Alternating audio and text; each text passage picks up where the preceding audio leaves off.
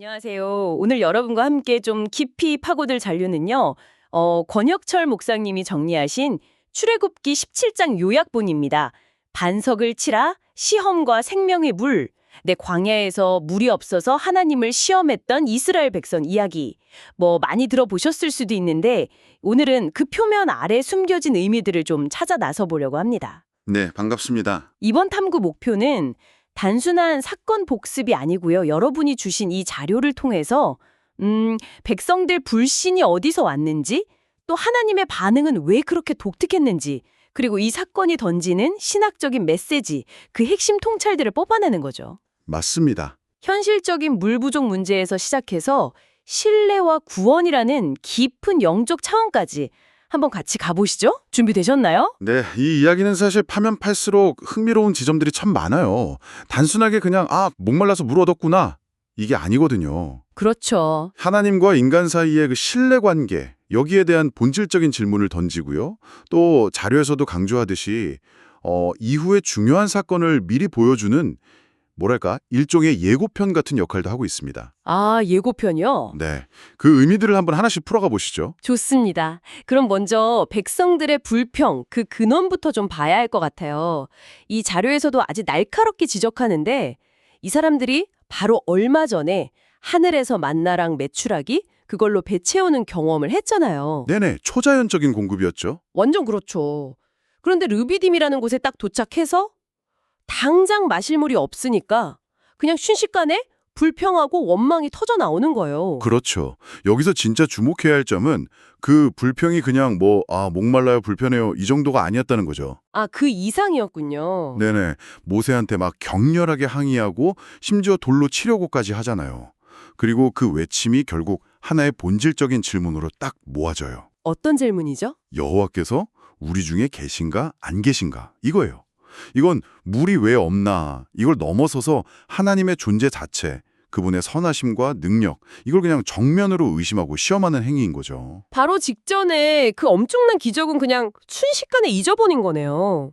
아니, 왜 이렇게 쉽게 믿음이 흔들렸을까요? 이 자료에서는 그 심리를 어린아이가 잠깐이라도 엄마 아빠가 안 보이면 막 극도로 불안해하는 거, 거기에 비유를 해요. 아, 아이의 불안감이요? 네, 인간은 근본적으로 창조주와의 그 연결 안에서 안정감을 느끼도록 지어졌는데 그 연결이 딱 끊어졌다고 느끼거나 아니면 하나님이 자기들 기대대로 안 움직인다 이렇게 생각될 때 모든 상황이 불안하고 원망할 거리로 확 바뀌어버릴 수 있다는 거죠. 광야라는 그 척박한 환경이 어쩌면 그들 내면에 숨어있던 그 불안과 불신을 확 키운 셈이고요. 이건 단순한 목마름의 문제가 아니라 깊이 들어가면 관계의 문제, 신뢰의 위기였던 겁니다. 그렇군요. 관계의 문제, 신뢰의 위기, 그런 극단적인 불신과 위협 앞에서 모세는 하나님께 부르짖잖아요. 네, 그렇죠. 근데 하나님의 해결책이 참 뜻밖해요. 자료에도 이 부분이 되게 강조되어 있는데 하나님이 모세한테 예전에 이집트에서 나일강 쳐서 재앙 내렸던 바로 그 지팡이, 그걸 쓰라고 하세요. 네, 맞아요. 그 지팡이. 그리고 장로들을 데리고 호렙산의 특정 반석으로 가서 내가 그 반석 위에 거기서 내 앞에 서리니 너는 그 반석을 치라 이렇게 명령하시죠. 이거 좀 이상하게 들리지 않나요? 물을 주시려면 그냥 바위한테 명하시거나 다른 방법도 많았을 텐데 왜 하필 하나님 당신이 서 계실 그 반석을 치라고 하셨을까요? 그리고 왜 또 그 지팡이였을까요? 재앙을 내렸던 도구로 생명을 주시는 거. 여기에도 특별한 의미가 있는 걸까요? 아주 예리하고 중요한 질문입니다. 바로 그 지점에서 이 사건의 핵심적인 상징성이 드러나는 거예요.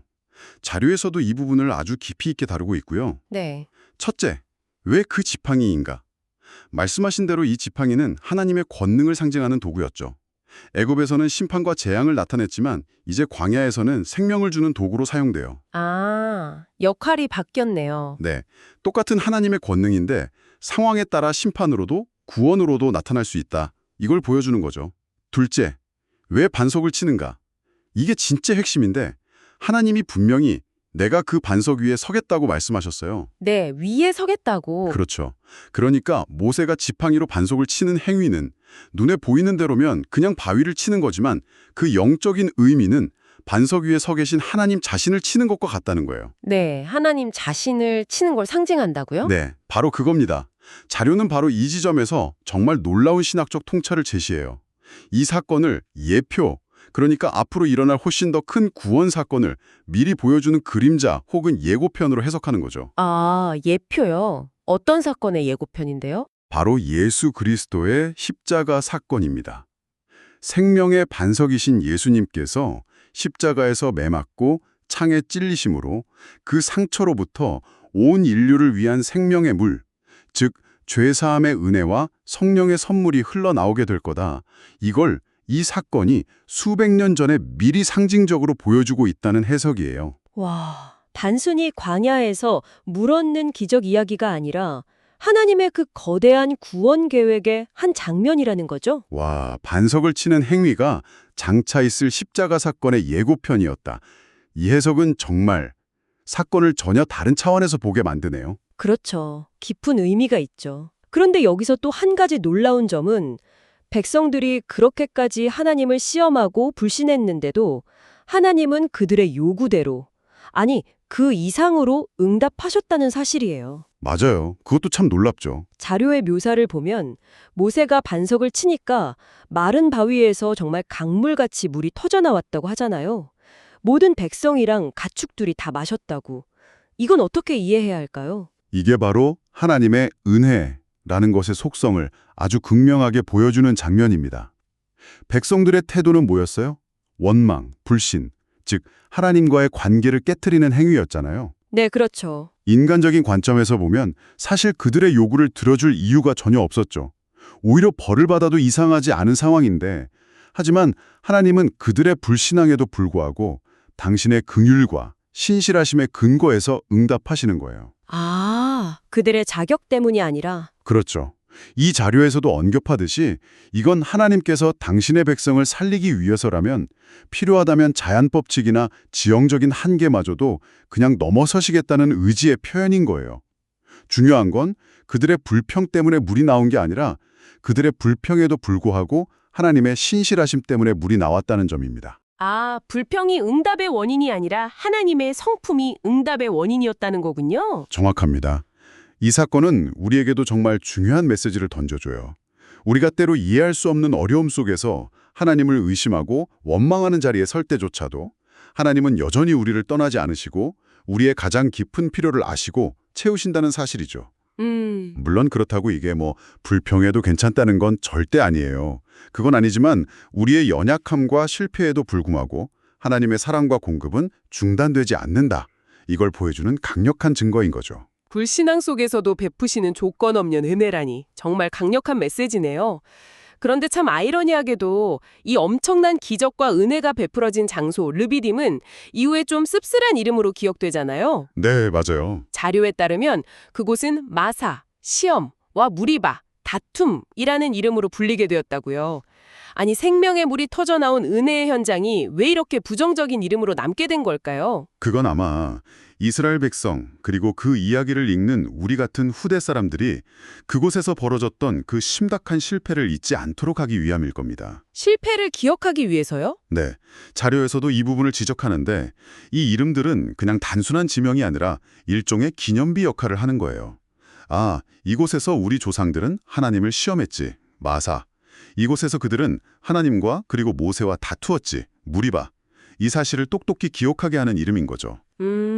하나님의 그 위대한 구원의 역사 속에서도 인간의 불신과 반역이 얼마나 끈질기게 나타나는지 보여주는 증거이기도 하고요. 실패를 기억하게 하는 이름이라. 하지만 그곳에서 하나님은 은혜를 베푸셨잖아요. 그건 어떻게 되는 건가요? 바로 그 점이 역설적인 교훈입니다. 마사와 무리바는 인간의 실패를 증언하는 이름인 동시에 바로 그 실패의 현장에서조차 하나님께서 어떻게 당신의 백성을 포기하지 않으시고 생명을 공급하셨는지를 역설적으로 증언하는 이름이기도 한 거예요. 아, 실패와 은혜가 같이 담긴 이름이군요. 그렇죠. 시험과 다툼이라는 그 최악의 상황 속에서 생명의 물이 터져나왔다는 사실 자체가 놀라운 은혜인 거죠. 따라서 이 이름은 단순히 과거의 오점을 기록하는 것을 넘어서 인간의 가장 깊은 실패 속에서도 일하시는 하나님의 신실하심과 구원의 능력을 함께 기억하게 만드는 아주 복합적인 의미를 지니는 겁니다. 아, 그렇군요. 실패의 기억과 은혜의 기억이 공존하는 이름이라 정말 깊은 의미가 있네요. 자, 그럼 오늘 이야기를 한번 정리해 보겠습니다.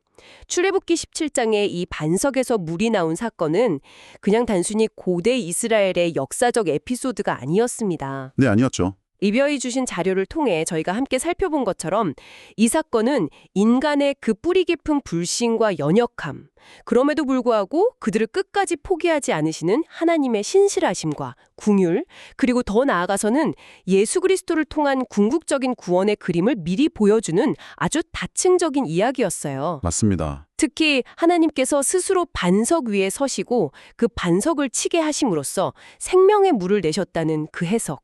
이건 정말 이 사건의 의미를 새롭게 보게 하는 강력한 통찰이었습니다. 네, 그렇죠.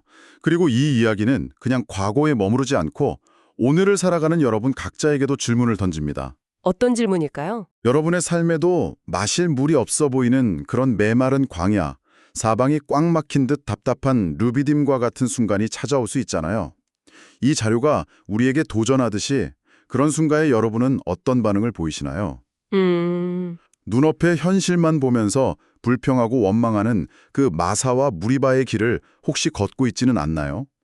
아니면 보이지는 않지만 반석을 쳐서라도 생수를 내시는 그 하나님을 신뢰하면서 그분께 나아가고 계신가요? 이 자료는 이 사건이 십자가의 예표임을 강조하면서 오늘 우리가 인생의 광야에서 반석 되시는 예수 그리스도를 바라볼 때 우리의 불평이 감사로, 하나님을 향한 시험이 흔들리지 않는 믿음으로, 그리고 그 고통스러운 경험조차 생명의 물을 맛보는 통로로 변화될 수 있다고 이야기합니다. 네. 이것이 이 오래된 이야기가 오늘 우리에게 주는 희망의 메시지가 아닐까 싶습니다. 그렇다면 여기서 한 걸음 더 나아가서 여러분 스스로에게 던져볼 마지막 질문은 이것입니다.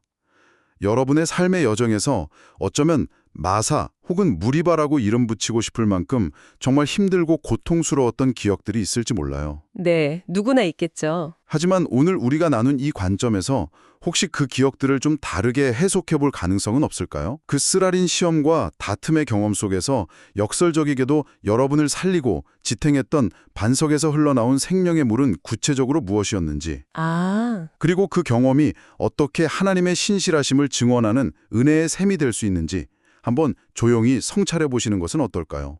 아마 그 과정에서 예상치 못한 깊은 깨달음을 얻으실 수도 있을 겁니다.